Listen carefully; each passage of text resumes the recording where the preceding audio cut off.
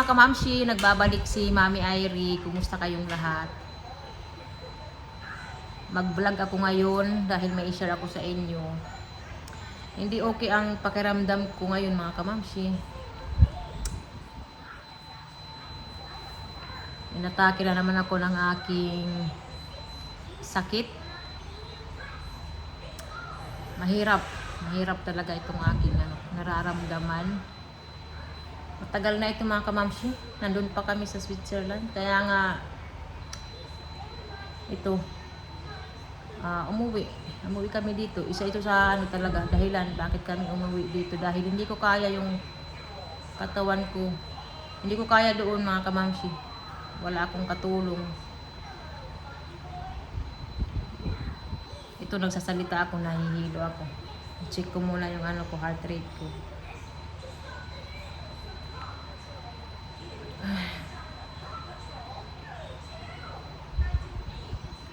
Ngayon, Huwebes. Nung Huwebes kahapon, Miyerkules. Nung Martes, nagpa-check up ako. Kasi hindi maganda yung pakiramdam ko mga kamamshi nung Martes talaga. Grabe. Nahihilo ako. Humahawak na lang ako para hindi ako matumba. Salamat kay Lord na hindi talaga ako natumba. Diyos ko, nakakatakot. Iba talaga siya na hilo, yung parang magpa-pass out ka talaga. So, yan lagi ang nararamdaman ko mga kamamshi. Yan yung hilo na parang may himatay ka, na ewan. Okay naman yung heart rate ko, 64. Baka nandito na sila. Parang nandito na ata sila Jamie. So ayan mga kamamshi, hindi maganda yung pakiramdam ko, yung yung heart rate ko sobrang taas. Masakit yung may tension ako dito. Yung heart rate ko tumataas pag tumatayo ako mga kamamshi. Grabe. Pero pag humiga ako, okay siya, 70 plus, pa 60 plus, ganun. Pero pag tumayo ako, grabe, mag 100 yan, 100 plus. Tapos, pag maglakad na ako, ayan, ganun na yan, mag 120. Lalo na pag mag-akyat ako ng hagdan, talagang mag 139, Diyos ko, grabe. Hindi ko naman nararamdaman yung bilis ng tibok ng puso, pero pangit sa pakiramdam mga kamamshi. Tsaka nakikita ko dito sa Apple Watch ko. Grabe, iba sa pakiramdam. Parang walang energy, ganun. Basta iba. Ako, tachycardia, ganyan. Kaya nagpa-check up ako. Ang bala ko sana emergency, pero pinakiramdaman ko muna yung katawan ko.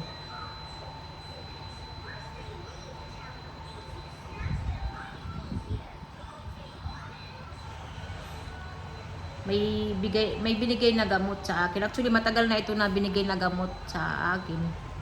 Nag-inom ako nito pero hindi nagtagal, in-stop ko. Ito yung Metoprolol, beta blocker siya mga kamamshi.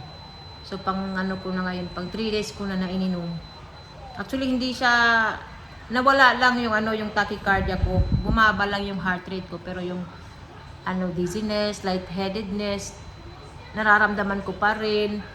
Tapos gusto ko lang mahiga. Yung mga paa ko walang lakas. Nakakalakad ako pero mahina mga kamamshi. Mahirap talaga ito na nararamdaman ko eh.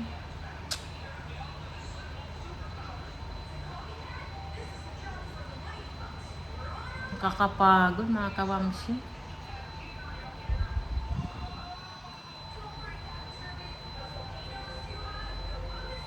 Ayan, nahihilo ako. Pero okay lang na ano yung hilo, basta hindi lang sumasabay yung ano ko, yung heart ko. Ngayon, kalmado ang heart ko kasi nga may metropolol. Pero pag wala, grabe. Grabe yan na ano ko, pakiramdam ko.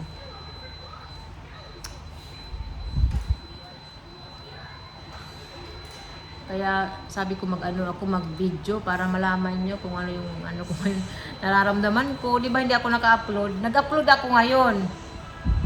Pero matagal na yun mga kabamsi. Hindi ko lang na-upload dahil wala. Hindi kaya ng katawan ko. Nandito ang bata. Oh, come baby. Okay. Come here, agoy. Si Ellie nga nagpaluto ng potato. French fries. Oo, nilutuan ko siya mga kamamsi. Nag-ano lang ako, dahan-dahan lang ako. Pagka tapos maghiwa ako agad. May katulong. Nandito naman si mama. Kaya lang si mama may pinuntahan saglit, kaya ako yung nagluto. Pinagalitan ko nga to si Ellie. Sabi ko, Ellie, pag gusto mong umihi or maghugas ng kamay sa toilet, wag mo na akong isama, iba na lang. Doon na lang kay lola niya, kay daddy niya. Dahil may sakit si mami. Ayoko nang patayo-tayo mga kabamsi. Saka dito rin ako sa baba nahihiga. Kasi gusto ko na nakikita ko yung mga bata. Gusto ko nakikita ko sila. Dad. Sila Jamie, wala pa. Ito kasi binabantayan ko habang ako'y nagpapahinga.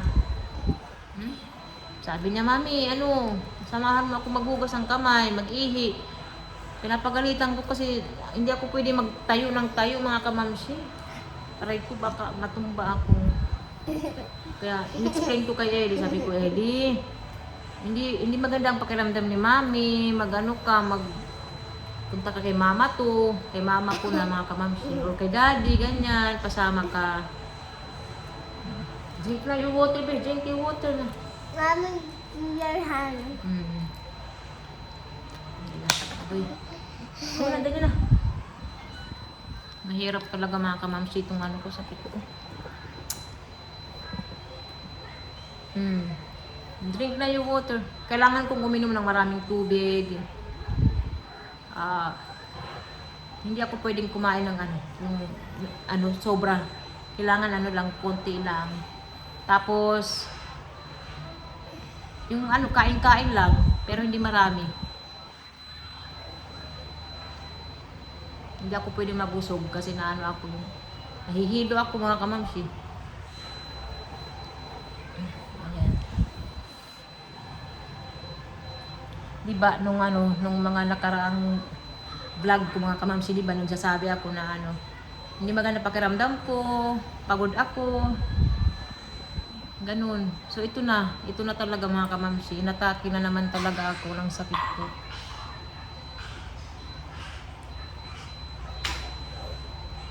Sabi ko, bakit ganito? Parang wala naman akong sakit, pero ang bigat sa katawan, fatigue. Uy, Apa! ito na pala yun. Bibi. Hala ka, bibi, yung mo. Bunganga. Mangka ako ng pastel. Tapos, nagpa-test pala ako. Kasi sinabihan ko yung doktor ko na baka bumaba yung potassium ko. Kasi last year, bumaba yung potassium ko. Hindi naman masyadong mababa. Mild lang. So, hindi maganda yung pakiramdam ko that time. Kaya sabi ko baka bumaba yung potassium ko. Hindi naman mga kamamsi, okay naman yung test ko. Tapos yung blood pressure ko, okay naman. At saka never akong naging high blood. Low blood ako mga kamamsi. Pero okay naman yung yung blood pressure ko. Tapos yung mga kamay ko, pag minsan, nakikita ko maputi. Minsan, yung isa maputi, isa, okay lang.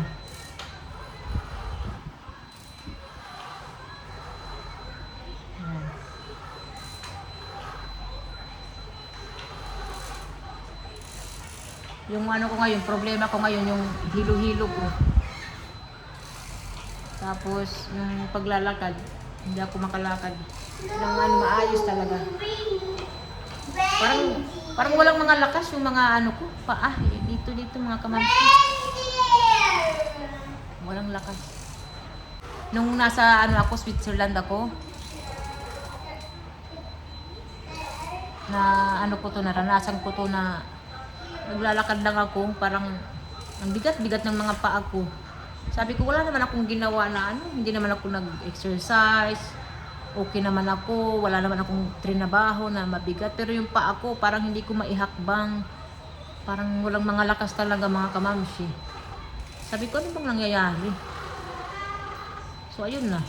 Nagtuloy-tuloy na yun hanggang sa nahihilo na ako. Yung tibok ng puso ko mabilis, hindi ako makahinga, ganun.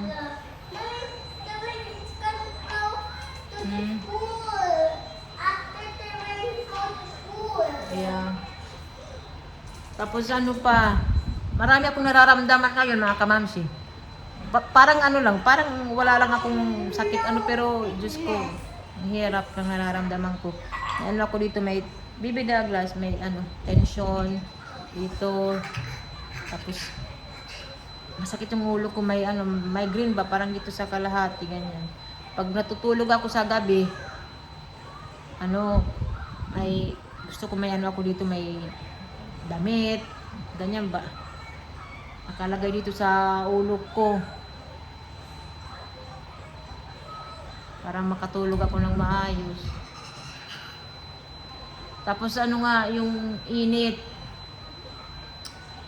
Yung init, naka-aircon kami, naka-ano pa. Ngayon naka-aircon, naka-electric fan pa para yung lamig. Yung init, saka humid, ayun, yan ang nakakapag, ano, nakakadagdag talaga sa akin. Nag-worst yung ano ko, mga sintomas ko. Yung ano, humid, tapos itong ulan-ulan. Pag umuulan, kanina umulan na naman ng malakas. Parang hindi ako makahinga, tapos parang ano yung ulo ko, may ano yung pressure ba. So yan ang ano, mahirap mga kamamsi. Tapos ayoko na ano, ayoko nang matagal na nakatayo. Kaya nga pag mag-ano kami, mag-grocery, pag makita ko na mahaba yung pila, ayoko mga kamamsi, ayokong magtayo-tayo. Hindi ko kaya. Kaya iniiwasan ko yung mga ganyan.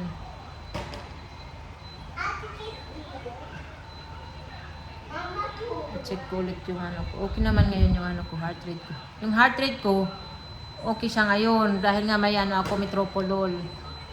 Once a day. Once a day siya mga kamamsi. So yan lang mga kamamsi. Share ko lang sa inyo yung ano ko ngayon. Nararamdaman ko. Mahirap talaga. Kahapon nag-iyak-iyak ako. Pagpunta ko sa doktor, kasi nga binigay ko yung blood test ko, blood test result. Yung mga mata ko, ano ba yun sa Tagalog, mugto. Yung dahil sa kakaiyak. Iyak-iyak na naman ako dahil kakapagod yung ganito, Diyos ko. Alam nyo, na anuhan ako, na apektuhan sa pang-araw-araw ko na gawain. Yung mga gusto kong gawin lang na ano, simple hindi ko magawa.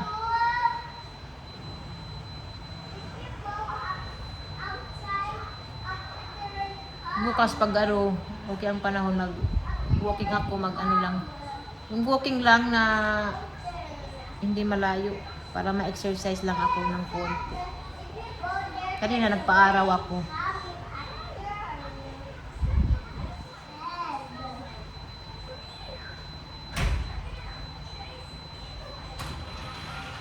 Grabe talaga yun.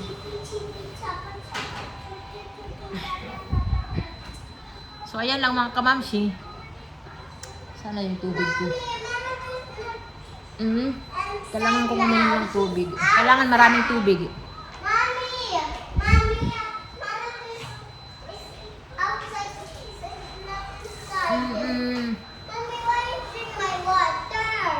This is my water. What? Tapos yung tiyan ko pa sumasabay, mga kamamsi talaga. Maraming ano siya.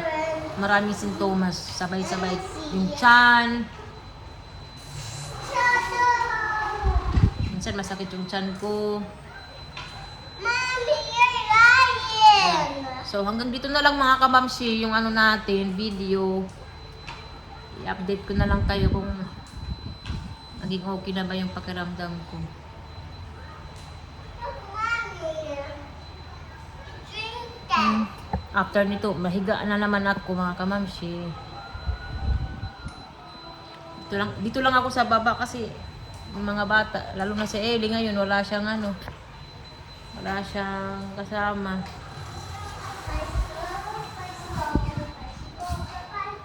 Ellie, be careful. Ayun si Ellie, oh. Nagbisikleta siya mga kamamsi. So, salamat ulit sa inyo.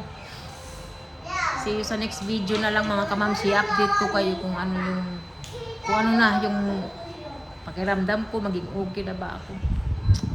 Mahirap talaga.